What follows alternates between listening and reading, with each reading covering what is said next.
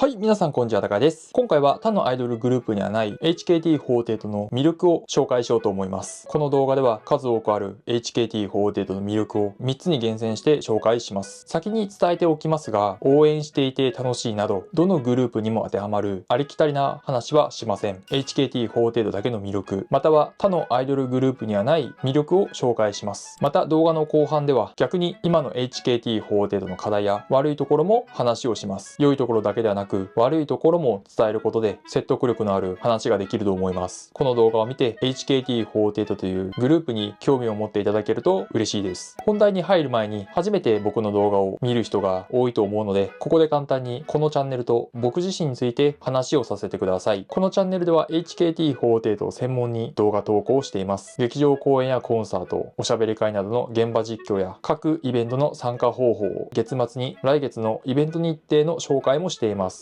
僕自身はファンを11年間続けており、YouTube への動画投稿を始めてあと少しで2年が経ちます。HKT48 に関する知識やファンとしての経験はある程度はあるので、興味のある方はチャンネル登録よろしくお願いします。さて、前置きはこのぐらいにして早速本題に入りましょう。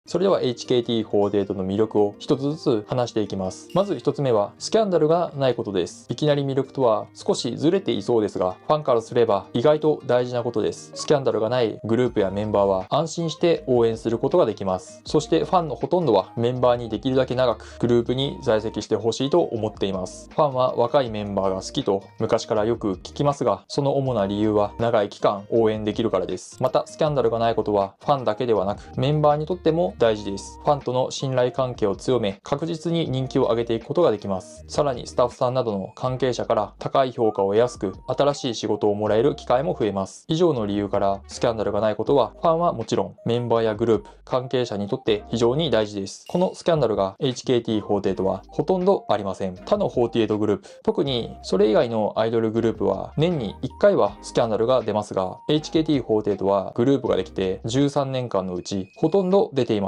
特に最近の 4,5 年間は僕の知る限り全くスキャンダルは出ていません。つまり他のグループよりも運営体制がしっかりしており、健全なアイドル活動ができているということです。魅力という言葉はプラス方向、良いイメージがありますが、マイナスがないことも安心感を長期的に与えてくれる重要な要素の一つです。そう考えればスキャンダルがないことは HKT48 の魅力の一つと言って良いと思います。2つ目の HKT48 の魅力はメンバー同士の仲が良いことです。これは HKT48 に詳しくない方でも知っている人は多いと思います。昔からダンスの SKE、トークの NMB と並び、仲の良い HKT と呼ばれているのは有名な話です。グループ結成時に総合プロデューサーの秋元康さんから仲の良さを評価されて以来、今まで継承し続けたいわば HKT48 の良き文化です。HKT48 とはどんなグループなのか、この質問に対する最も多い回答だと思います。メンバー同士の仲が良い。ほとんどのファンがこれだけの理由で HKT48 を推していると言っても過言ではありません。また卒業メンバー同士でファンイベントを開催する期間も他の48グループの卒業メンバーより明らかに多いです。表向きだけメンバー同士の仲の良さを出しているのではなく、本当に仲の良いグループなんだなと思います。メンバー同士の仲が良いことはファンはもちろんそうではない人にも良い印象を与え、グループ全体のイメージが向上し、新規ファンの獲得にもつながります。グループ結成時から続く HKT48 の長き良き文化をこれからも守り続けてくれると嬉しいです。3つ目の HKT48 の魅力は地元で開催される地域密着型のイベントへの出演が多いことです。活動拠点である福岡はもちろん熊本や大分、長崎を中心に九州地方で開催されるイベントに数多く出演しています。毎月1回以上の頻度で出演しており、福岡の博多どんたく港祭りや長崎のハウステンボス光の街のカウントダウン、大分のスポーツオブハードなど毎年出演するイベントもあります。地域密着型のイベントの良さは地元で開催されるためファンが参加しやすいことです。関東圏や関西圏で開催されるイベントに参加する場合は交通費や移動時間、労力など多くのコストと手間がかかります。そのためイベントに参加したくても参加できないファンの方が多くなります。しかし九州地方で開催されるイベントであればこれらのコストや手間はほとんどなく、多くのファンがイベントに参加できます。また逆にイベントに参加したファンではない人が HKT48 にに興味を持った時、活動拠点である福岡に足を運びやすく、ファンの獲得につながりやすいメリットもあります。昔は東京や名古屋、大阪などの都心部で開催されるイベントへの出演が多かったのですが、最近はあえて九州で開催されるイベントへの参加に特化することで、持続的かつ確実にファンの獲得ができていると思います。他にも地域密着型イベントは地方メディアにも取り上げられやすく、グループとメンバーの一般知名度の向上も期待できます。コロナ禍も明け、ようやく日常が戻り、イベントができる機会が増えてきました。これからのさらなる HKT48 の活躍を期待したいです。以上で他のアイドルグループにはない HKT48 の魅力3選を紹介しました。もちろんコンサートに力を入れているなど、紹介した3つ以外の魅力も数多くあります。詳しくは過去の動画を見てもらえばわかると思うので、そちらをご覧ください。概要欄にリンクを貼っておきます。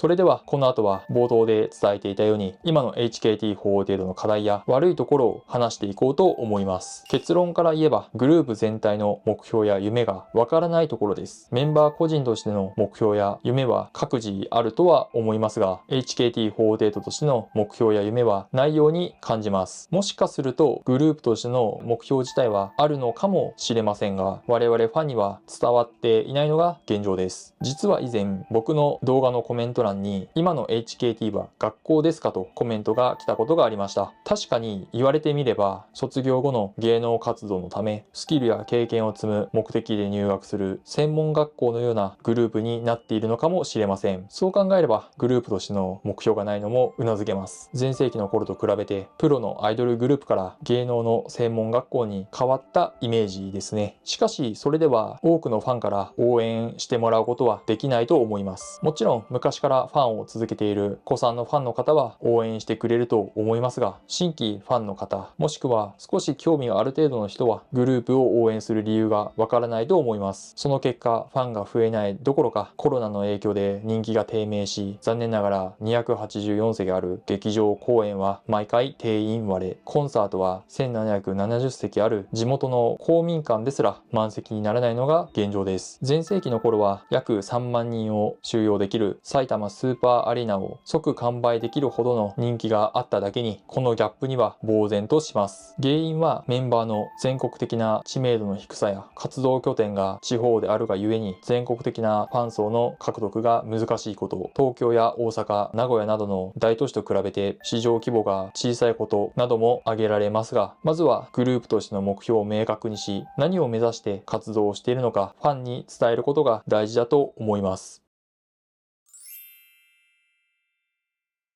今回は他のアイドルグループにはない HKT48 の魅力と今の HKT48 の課題や悪いところについて話をしました。HKT48 の魅力はスキャンダルがないこと、メンバー同士の仲が良いこと、地元で開催される地域密着型イベントへの出演が多いこと、今の HKT48 の課題や悪いところはグループ全体の目標や夢がわからないところでした。HKT48 は活動環境には恵まれており、各メンバーのスキルや経験値も高いです。また他のアイドルグループと比べて劇場公演やコンサートの完成度も非常に高いです。メンバー同士の仲も良く、運営体制もしっかりしているので安心してグループやメンバーを応援することができます。一方で前述した課題や悪いところを改善し、ファンにこれから先も応援してもらえるよう活動の目的を伝える必要があると思いました。都心にはない地方で活動するアイドルグループの良いところを生かしつつ、全国的にメンバーの一般知名度を上げる工夫も必要なグループだと思います。この動画が良かったと思った方はチャンネル登録、高評価、コメントよろしくお願いします。それではこれでこの動画は終わりです。ご視聴いただきありがとうございました。